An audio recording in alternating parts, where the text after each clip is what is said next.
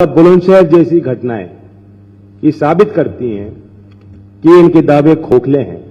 आलू के किसान जो हर साल देखते हैं वो तस्वीरें कि आलू फेंक रहा है, टमाटर फेंक रहा है, गेहूं और धान की खरीद नहीं हो रही, उन किसानों की गर्मी योगी जी कैसे निकालेंगे? सभी प्रेस बंधुओं को नमस्कार। ताज नगरी में माननीय अखिलेश जी का स्वागत करता हूं और समाजवादी राष्ट्र लोकदल गठबंधन के सभी हमारे वरिष्ठ पदाधिकारीगण और आगरा जिले के सभी हमारे गठबंधन के जो उम्मीदवार हैं, सभी हमारे कार्यकर्ता जो मिलकर चुनाव लड़ा रहे हैं, उनका अभिनंदन करता हूं। ताज नगरी और बाबा साहेब भीमराव अंबेडकर जी की ये कर्मस्थली रही है, चौधरी चरण सिंह जी की कर्मस्थली रही है और आगरा एक बड़ा अर्बन सेंटर है, पूरे पश्चिम उत्तर प्रदेश में एक बड़ा शहर है, एक नॉलेज सेंटर भी है, एजुकेशनल हब भी है, ट्रेड, कॉमर्स और इंडस्ट्री, उद्योग का एक बड़ा केंद्र है पश्चिम उत्तर प्रदेश का। आज के इस अवसर पर मैं यही कहना चाहूंगा कि लगातार जिस तरह से हम लोग अपना विजय रथ जो अखिलेश जी ने जिसकी शुरुआत की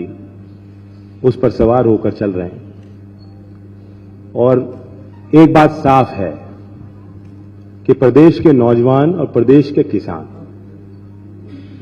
दोनों ने अपना मन बना रखा है। दोनों लोग एक सकारात्मक परिवर्तन उत्तर प्रदेश में लाना चाहते हैं।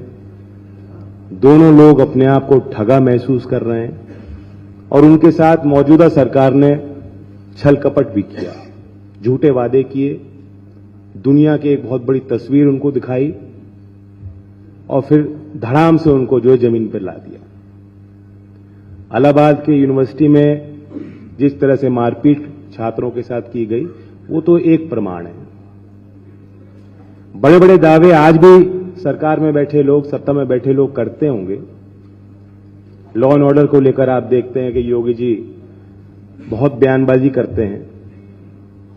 और गर्मी को ठंडी में तब्दील करने की बात करते हैं, शिमला तक पहुंचाने की बात करते हैं, जो कि पश्चिमी उत्तर प्रदेश के लोगों का एक अपमान है। लेकिन सच्चाई यह है कि उन्नाव, हाथरस और अब बुलंदशहर जैसी घटनाएं ये साबित करती हैं कि इनके दावे खोखले हैं। बाबा साहेब की इस धरती पर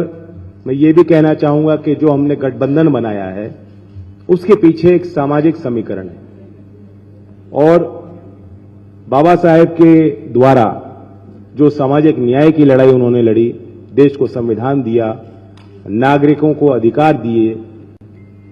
उन्हीं अधिकारों को बचाए रखने के लिए लोकतंत्र मूल्यों को, लोकतांत्रिक मूल्यों और सिद्धांतों को बचाए रखने के लिए यही गठबंधन आज उत्तर प्रदेश के मतदाताओं के लिए एकमात्र विकल्प था। लाठी चलाने से, बुलडोजर की धमकी देने से, गर्मी निकाल दूंगा जैसी भाषा बोलने से आगरा का विकास नहीं हो सकता, उत्तर प्रदेश का विकास असंभव है। आगरा के नागरिकों को, सिटीजन्स को मैं याद दिलाता हूं, चौधरी अजीत सिंह जी का भी बड़ा योगदान इस क्षेत्र में रहा। आगरा की कनेक्टिविटी को इंप्रूव करने के लिए नागरिक उड्डयन मंत्री के पद पर रहते हुए उन्होंने अनेकों प्रयास किए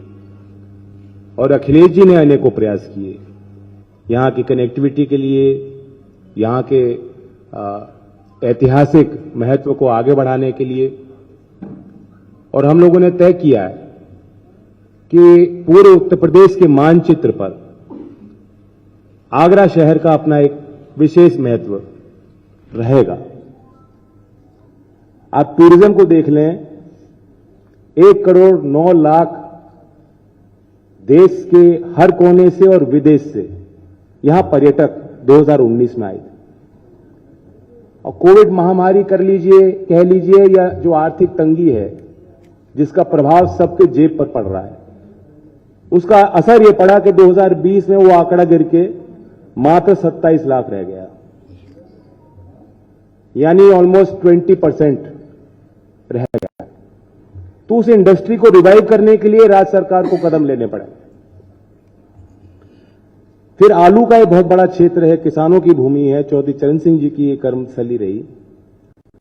आलू के किसानों के साथ अन्याय हुआ, तो मैं तो योगी जी से कहता हूं कि आप हमारी गर्मी निकालने की बात कर रहे हो,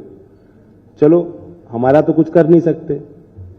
लेकिन उन नौजवानों की गर्मी कैसे निकालोगे जो नौकरी मांग रहे हैं। आलू के किसान जो हर साल देखते हैं वो तस्वीरें कि आलू फेंक रहा है, टमाटर फेंक रहा है, गेहूं और धान की खरीद नहीं हो रही, उन किसानों की गर्मी योगी जी कैसे निकालेंगे? ये सवाल मैं योगी जी से आपके माध्यम से पूछना चाहता हूं। और बाकी कई चीजें हैं जो गरीब के लिए कल्याणकारी योजनाएं जिसकी घोषणाएं लगातार हो रही हैं, जो हमने सोचा है कि सरकार बनेगी आपके आशीर्वाद से, हमने जो संकल्प लिए और किसान और नौजवानों को मैं आश्वस्त करना चाहता हूं कि 5 साल से जो आपका अन्याय हुआ आपके साथ, इतने बड़े किसान आंदोलन के बाद भी आपत्तिजनक शब्द, गाली गलौज जिन लोगों ने आपके साथ की, ये चुनाव मौका है। बदला शब्द का प्रयोग मैं नहीं करूंगा, बदला नहीं लिया जाता, मतभेद हैं, मनभेद हमारे आपस में नहीं, लेकिन लोकतंत्र में वोट की चोट इस बार इस चुनाव में प्रदेश के किसान और प्रदेश के नौजवान निश्चित रूप से देंगे। और मैं वादा करता हूं कि आपकी सरकार में, समाजवादी पार्टी और राष्ट्रीय लोकदल के गठबंधन की सरकार में